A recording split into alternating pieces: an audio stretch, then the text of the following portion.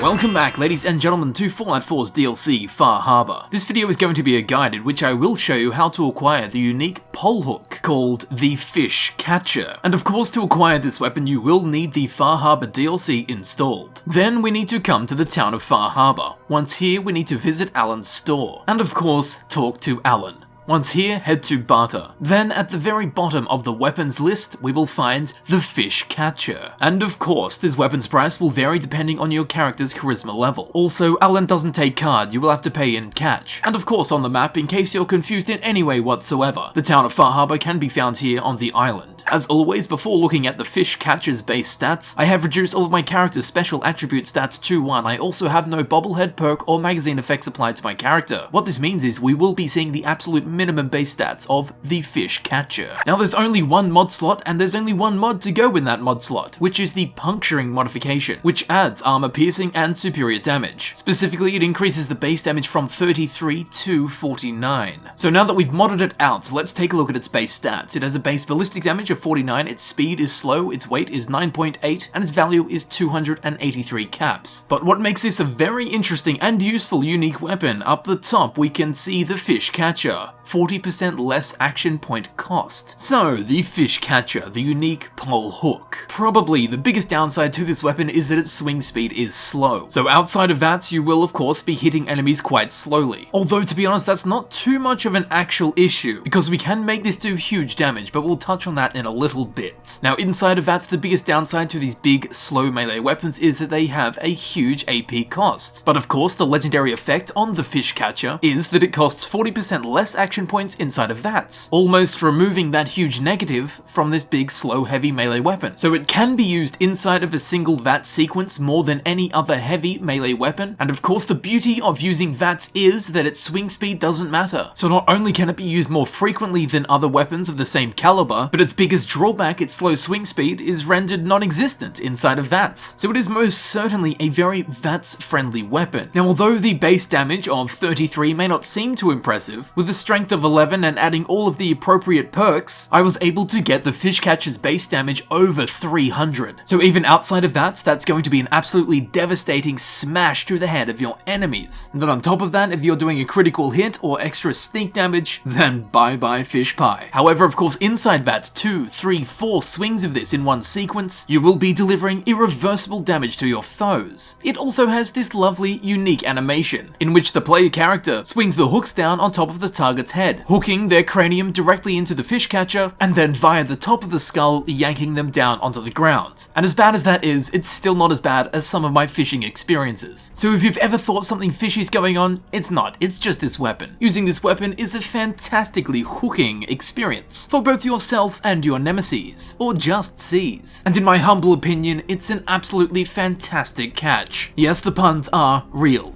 Specifically a fishing reel. And here it is, the Fish Catcher in action.